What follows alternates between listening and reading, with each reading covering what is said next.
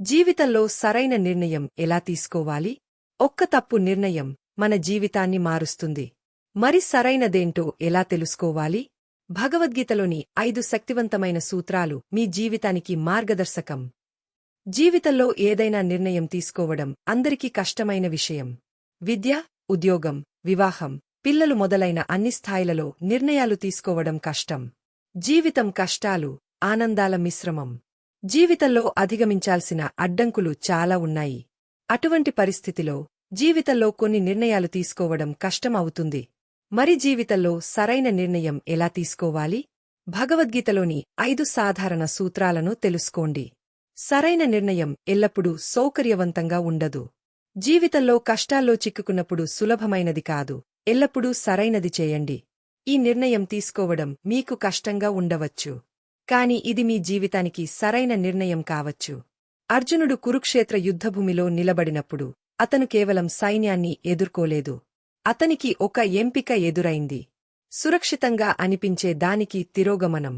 మరియు మనలో చాలామందిలాగే కఠినమైన నిర్ణయాలు ఎదుర్కొన్నప్పుడు అతని సహజ స్వభావం పోరాటాన్ని నివారించడం. కష్టమైన దాని నుండి పారిపోవడం వల్ల అది పోదు. విధి కంటే సౌకర్యాన్ని ఎంచుకోవడం తెలివైన పని కాదు. అదే మన అనేక సందిగ్ధతలకు మూలం. ఏమి చేయాలో మాకు తెలుసు, కాని దానిలోని లోపాల కారణంగా మేము దానిని చేయడానికి వెనుకాడతాము. భావోద్వేగాలు నిర్ణయాలు తీసుకోవడానికి అనుమతించవద్దు. అర్జునుడి పతనం నిజమే. తన కుటుంబం పట్ల ప్రేమలో మరియు యోధుడిగా తన విధిని నిర్వర్తించడంలో అతను సంకోచించాడు. అతను యుద్ధాన్ని తన భావోద్వేగాల ద్వారా మాత్రమే చూశాడు. దానికి కృష్ణుడు ఇచ్చిన సలహా ఏమిటంటే, మీ భావోద్వేగాలు మీ నిర్ణయాలను నిర్దేశించనివ్వకండి. వాటిని అనుభవించండి, అంగీకరించండి, కాని వాటి ఆధారంగా మాత్రమే ఎంపికలు చేసుకోకండి. దీని అర్థం భావోద్వేగాలు చెడ్డవని కాదు. అంటే అవి తాత్కాలికమే. భయం తొలగిపోతుంది. ఉత్సాహం చల్లబడుతుంది. కోపం తగ్గుతుంది. మీరిప్పుడు ఏమి భావిస్తున్నారో దాని ఆధారంగా నిర్ణయం తీసుకుంటే మీ భవిష్యత్తులో మీరు భరించలేని ఎంపిక చేసుకునే ప్రమాదం ఉంది. ఫలితం మీద కాదు, ప్రయత్నం మీద దృష్టి పెట్టండి. గీత యొక్క అత్యంత శక్తివంతమైన పాఠాలలో ఒకటి సరళమైనది. మీకు మీ చర్యలపై నియంత్రణ ఉంటుంది, కాని ఫలితాలపై కాదు. మీరు నిరంతరం చదువుకోవచ్చు, కాని పరీక్ష ప్రశ్నలను నియంత్రించలేరు. మీరు మీ హృదయపూర్వకంగా ప్రేమించవచ్చు, కాని ఎవరైనా మిమ్మల్ని ఎలా ప్రేమిస్తారో మీరు నిర్దేశించలేరు. మీ వద్ద ఉన్న సమాచారంతో మీరు ఉత్తమ నిర్ణయం తీసుకోవచ్చు, కాని అది ఎలా మారుతుందో మీరు హామీ ఇవ్వలేరు. ఇక్కడే చాలామంది చిక్కుకుపోతారు. వారు చర్య తీసుకునే ముందు హామీలు కోరుకుంటారు. కాని పాట చెబుతుంది, ఫలితం కోసం కాదు, సరైనది చేయండి. ఫలితాల అవసరం నుండి దూరంగా ఉండండి. మీకు వీలైనది ఉత్తమంగా ఎంచుకుని మిగిలిన వాటిని వదిలివేయండి. తప్పు ఎంపిక చేసుకుంటామనే భయం.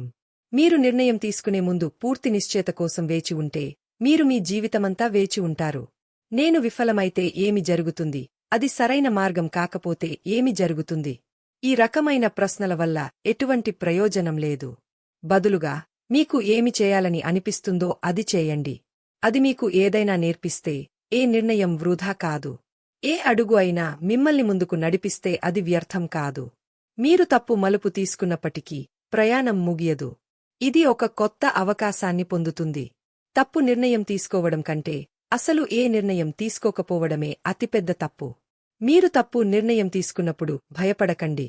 జీవితం మిమ్మల్ని ఎన్నుకోమని అడుగుతూనే ఉంటుంది. కాని అది జరిగినప్పుడు భయపడవద్దు. విధి లేదా ఇతరులు మీ నిర్ణయాలను నిర్ణయించనివ్వకండి. మీ భావాలను వినండి, కాని అది మిమ్మల్ని నియంత్రించనివ్వకండి. తప్పులు కూడా మిమ్మల్ని అర్థవంతమైన ప్రదేశానికి తీసుకెళ్తాయని నమ్మండి.